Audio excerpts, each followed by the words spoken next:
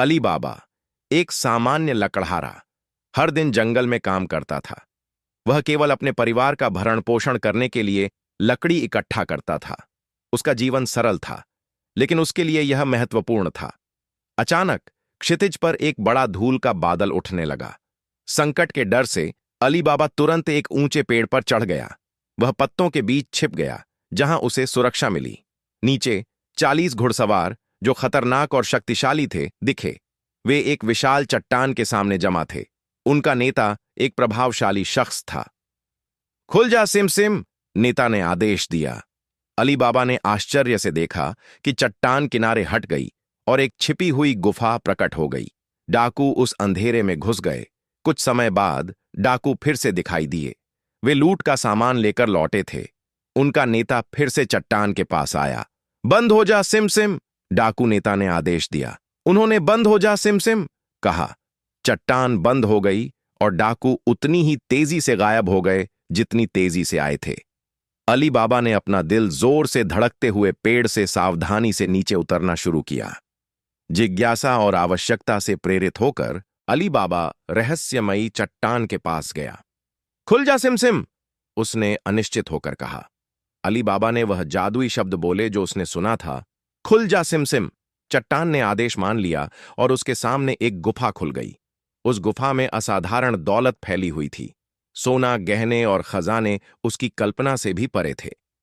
अविश्वसनीय, अली बाबा ने आश्चर्यचकित होकर कहा।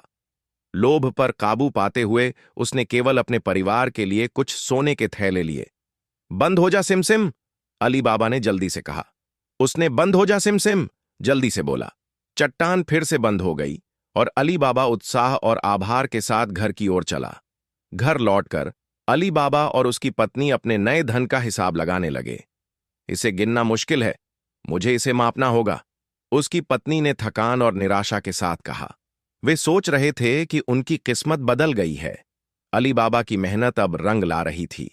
परिवार के लिए एक नया जीवन शुरू हो रहा था। वे खुशी से भरे हुए थे, लेकिन सावधानी भी बरत रहे थे। अली बाबा को पता था कि उसे इस खजाने को छुपाना होगा। डाकुओं का खतरा अभी खत्म नहीं हुआ था, लेकिन वह तैयार था अपने परिवार की सुरक्षा के लिए। बड़ा खजाना खोजने के लिए अली बाबा की पत्नी अपने अमीर और लालची भाई कासिम से एक प्याला उधार लेती है।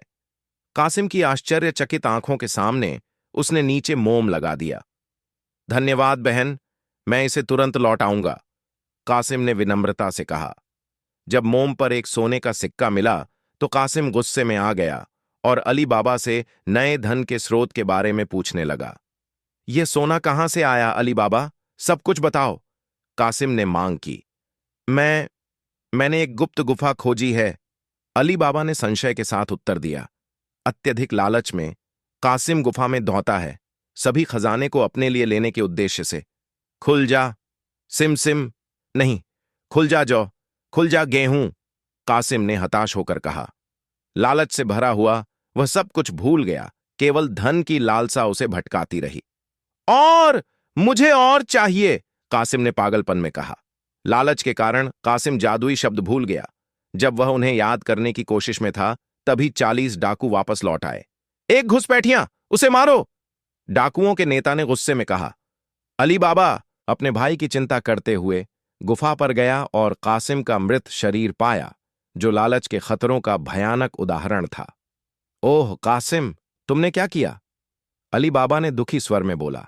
अपनी वफादार और होशियार दासी मर्जीना की मदद से अली बाबा ने चोरों को हराया और लंबा और खुशहाल जीवन बिताया। अपनी धन संपदा गरीबों के साथ साझा की और अपने भाई के लालच से मिला सबक याद रखा। मालिक, मुझ पर विश्वास करें, मैं आपकी रक्षा करूंगी, मर्जीना ने दृढ़ता से कहा। शहर के लोग मर्जीना की चतुरी और बहादुरी की कहानी सुनने के लिए जमा हुए। उसकी कहानी एक किंवदंती बन गई जो पीढ़ियों तक प्रेरणा बनी। मर्जीना के साहस और बुद्धिमत्ता का सम्मान करें, उसने अली बाबा और हम सभी को चोरों से बचाया है, मेयर ने आभार जताया। मैं तो केवल एक नौकर हूं जो अपने मालिक से प्यार करता हूं। इस सम्मान के लिए आप सभी का धन्यवाद, मर्जीना ने विनम्रता से कहा। हालांकि उसकी कहानी खतरे और नुकसान से भरी थी, अली बाबा ने परिवार और समुदाय की गर्मी में सांत्वना पाई, जो उससे प्यार करते थे। परिवार के लिए और मर्जीना के लिए, जिसके बिना यह सब संभव नहीं होता। अली बाबा ने कृतज्ञता के साथ कहा, अली बाबा के लिए, जिन्होंने हमें सिखाया कि दयालुता की सच्ची कीमत दौलत से महत्वपूर्ण है।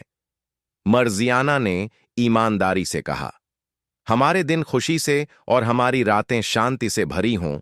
अली बाबा की पत्नी ने संतोष से कहा,